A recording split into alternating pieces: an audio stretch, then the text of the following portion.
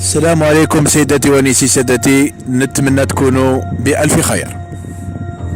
اليوم وليت باش نهضر لكم على حسيبة بن بوعلي الخبيثة، اللي زعما اعتبرتوها بلي مجاهدة. هي يديها ملطخين بالدم، والعام اللي فات في ثقرة 5 يوليو 1962، زعما 60 سنه تاع الجزائر هذه تاعكم تاع الخرا تاع التمسخير، جمهوريه الشعوب العربيه المبعثره اللي انا نسميها هكذا. حطوا تصويرتها في لابيس تاع 5000، في قطعه نقود تاع 5000 تاع 50 دينار.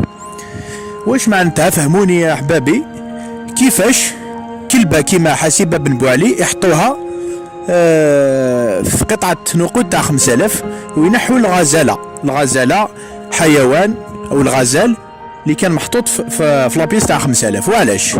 وعلاش هي الدوله، وعلاش هي البنك الجزائري تاع جمهوريه الشعوب العربيه المبعثره ديروا هكذا؟ وعلاش؟ واش دار لكم غزاله؟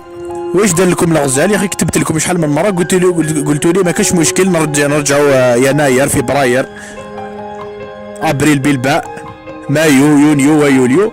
قلتوا لي خلاص نحو 5 جويلية هذو بالفرنسيات نكتبوا 5 يوليو. وقلت لكم ما لازمش كنت تشوفوا الفيديوهات تاعي اللي فاتوا، قلت لكم ما لازمش تحطوا الكلب تاع زبانه تاع وهران والكلب تاع ملاح تاع درع الميزان.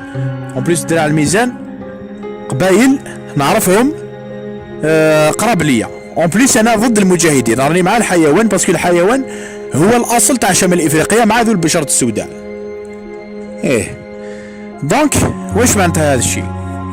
اذا واش معناتها هذا الشيء؟ على قطعه نقود تاع 50 دينار تحطوا نون سالمون الكلبه تاع حسيبه بن بوعلي، وتحطوا السنه الامازيغيه تاع تمسخير. ما تزيدوش تحطوها، رحم والديكم، عندكم 4 سنين وانتم راكم ديروا هكذا، رحم والديكم. خلونا وشكرا لكم.